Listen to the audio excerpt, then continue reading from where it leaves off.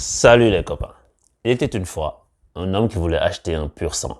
Il allait dans une ferme, il a négocié le plus bel étalon de la ferme pendant 3 heures. Il a dit c'est celui-là que je veux à un prix ridicule. Le propriétaire lui a dit mais jamais je te vendrai ça. Et au moment de partir, il lui dit ah tiens ce petit étalon-là, combien tu me le fais lui et je te donne un petit prix. Et le gars a accepté de lui vendre. Et en fait, son objectif, ça a toujours été d'acheter le petit étalon. Pourquoi je vous dis ça? Les clubs européens viennent d'entourlouper la CAF à un degré énorme parce qu'ils n'ont jamais voulu l'annulation de la CAN. Il faut réfléchir 2 secondes. Les gars savent très bien qu'à 3 semaines de la compétition ou à 2 semaines, jamais ils vont obtenir l'annulation de la CAN. Et c'est complètement farfelu de demander l'annulation de la CAN. Ils crient partout, il faut que ça soit annulé. Non, non, non. Même eux, ils n'y croient pas. C'est pas ça qu'ils voulaient. Ça n'a jamais été ça leur objectif. Leur objectif, ça a toujours été de viser la libération des joueurs le 3 janvier. Parce qu'ils savent très bien que si tu arrives en demandant ça au début, tu vas jamais l'obtenir. C'est de la manipulation de fou. Et en fait, moi, des fois, je réfléchis, je me dis, mais comment ces gens-là ne font pas ça, font pour ne pas voir ça? C'est dingue, c'est comme on les prend comme des enfants. Parce que là, tu as l'impression que tu as gagné quelque chose. Ah ouais, on a résisté, la CAN n'a pas été annulée. Mais non, tu t'es fait avoir, pour être poli, tu t'es fait avoir. Parce que ça n'a jamais été ça leur objectif. Et tu as signé comme un gentil toutou en disant oui, on est solidaire. Non, non, non, mais arrêtez. J'ai lu le communiqué et c'est la FIFA même qui fait le communiqué. C'est ridicule. Et les gens me disent ouais, la FIFA, la CAF est un bras continu de la FIFA et tout ça. Mais tout ça, faut que ça cesse. Et les mecs vont pas te respecter. Je regarde les gars comme Ian Wright, qui est, pour ceux qui ne connaissent pas, qui est une légende d'Arsenal, le plus grand attaquant d'Arsenal avant l'arrivée d'un certain Thierry Henry. Il disait que cette compétition n'est pas respectée, que les joueurs sont pas respectés, que c'est teinté de racisme un peu, que machin, que machine, qu'il faut, mais pour que ça, le respect là, tu l'aies, il faut que toi-même, tu l'exiges. Et là, tu t'es fait balader. Tu sais, il fut une époque où les mecs venaient, ils te donnaient un miroir et puis tu leur vendais des choses luxueuses, des choses de valeur, que ce soit des épices, des machins. Là, les clubs européens ont donné un miroir à la CAF leur a donné leur dignité. Tu vois, parce que je vais pas utiliser d'autres mots, parce qu'il y a d'autres choses qui me viennent en tête, d'autres images, mais tu comprends le principe. C'est le même principe depuis des siècles. Ils te la mettent à l'envers, de la même façon. Et il y a personne qui est capable d'allumer pour voir venir le truc. C'est dingue.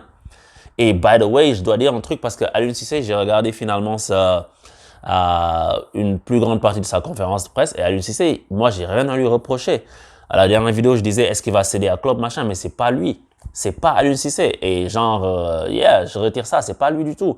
C'est au-dessus de lui. On lui a tordu le bras. Aliou Cissé, il a dit clairement que lui, il veut que les joueurs soient là. Il y a la date. Il faut que les gens respectent la date. Et c'est après la vidéo que j'ai faite là que la CAF a décidé de se coucher. Mais Aliou Cissé, lui, il est dans son rôle. Il a rempli son rôle. Il a voulu que les joueurs viennent. Et que ce soit les autres sélectionneurs des autres pays, Nigeria, machin, Côte d'Ivoire, nanana, tout le monde a voulu suivre la même voie. Mais maintenant, qu'est-ce que ça veut dire? Ça veut dire que c'est les coachs là, les Aliou Cissé, les autres coachs, je connais pas leur nom forcément, ils sont un peu à l'image des peuples africains qui sont en quête de respect, en quête de considération, en quête d'émancipation, en quête d'autodétermination. Et les gens qui sont au-dessus, qui dirigent, sont comme les présidents de beaucoup de pays, sont juste des préfets. Tu sais, ils sont pas là pour ceux qu'ils dirigent. Tu comprends ce que je veux dire? Parce que quand tu vas te coucher comme ça, c'est dingue, quoi. Parce que les fédérations, ce qu'elles font, c'est que si tu regardes, ce qui aurait dû se passer, c'est que les présidents de fédération auraient pu se mettre ensemble pour dire ok, non, on refuse. La CAF aurait dû faire des communiqués solides et puis pour pas que les mecs passent par la FIFA pour leur faire ce qu'ils veulent. Mais là, les mecs passent par la FIFA pour leur tordre le bras et les mecs acceptent. Et ça, c'est quelque chose, c'est une entourloupe. Donc c'est ça, ils se sont fait avoir. Ils pensent qu'ils ont gagné quelque chose, qu'ils ont résisté. Il y a des gens qui crient au succès que oui, la CAN se tient, mais la CAN se tient pas. Enfin, la CAN se tient, oui, mais les gars savaient très bien que la CAN allait se tenir. C'est juste, ils voulaient t'embrouiller pour te faire libérer les joueurs le plus tard possible. Et l'année prochaine, dans 2 ans, ils vont essayer encore.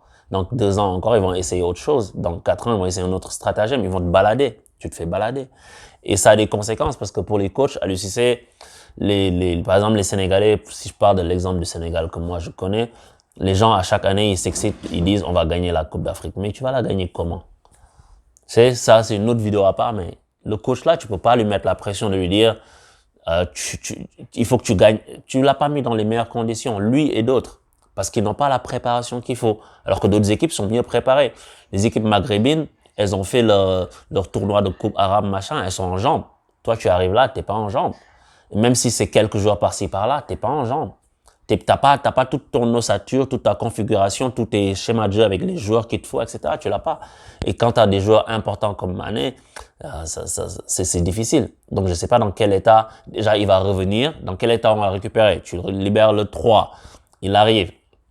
Comme je dis, peut-être le 3 ou 4, le voyage, le repos, le temps que tu mettes en place des choses. C'est délicat. Et puis, tu as Ismaël Assar qui est blessé, tu sais pas quand tu vas le récupérer. Voilà quoi. Mahrez aussi, les gars vont le libérer après. Tous les joueurs là, une fois que les gars ont dit, oui, on accepte par solidarité. Mais on s'en fout de ça. Est-ce que eux, ils te font de la solidarité de leur côté? J'attends de voir une action solidaire de leur côté. On va voir si un jour, si tu as besoin, est-ce qu'ils vont te rendre l'appareil? Non. Tu sais, ils viennent, ils prennent. Et toi, tu es là, tu donnes. Tu dis, c'est bien, il y a le bar. Ouais, c'est bien, il faut continuer comme ça. En tout cas, c'est quelque chose de décevant. Parce que je pense que c'est pas comme ça que cette compétition-là sera respectée. Mais maintenant, on va se concentrer là-dessus. Les joueurs seront là quand ils seront là. Et puis, on va voir ce que ça va donner pour la suite. Donc, je vais sûrement faire une vidéo, une dernière juste avant le début pour évaluer un peu les forces en présence. Et après, voilà quoi. Mais sinon, ma bottom line, c'est que Aliou Cissé n'y est pour rien. Et l'entraîneur de je sais pas qui ou je sais pas quoi n'y est pour rien. Ça s'est passé au-dessus d'eux. Et t'as même pas entendu une mobilisation des fédérations pour dire, nous, on fait bloc, on refuse ça. Il n'y a pas de communication, tu sais pas ce qu'ils pensent. Et puis, les mecs à la CAF, parce que la pression doit être exercée là pour qu'ensuite, eux, ils puissent résister à tout ça. Et maintenant, quand la FIFA va venir, quand Gianni Infantino va venir pour se faire réélire, on a un pouvoir de 54 pays. C'est 54 votes, 54 voix. La voix du Swaziland est la même que la voix de la France. Donc, on peut utiliser ce pouvoir-là pour exiger des choses et puis pour ne pas voter pour des gens qui font des choses qui ne sont pas dans notre intérêt.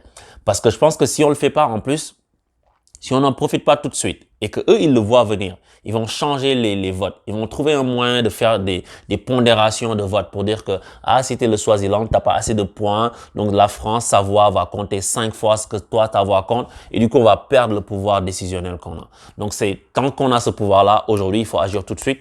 Faut battre le fer pendant qu'il est chaud, sinon on risque de se mordre les doigts dans les années, les décennies qui viennent. Donc c'est ça que je voulais dire très rapidement, c'est ça quoi. On t'a laissé croire que tu as gagné une bataille alors que la guerre tu l'avais perdue d'avance parce que tu n'as même pas compris ce qui était en jeu. Ciao.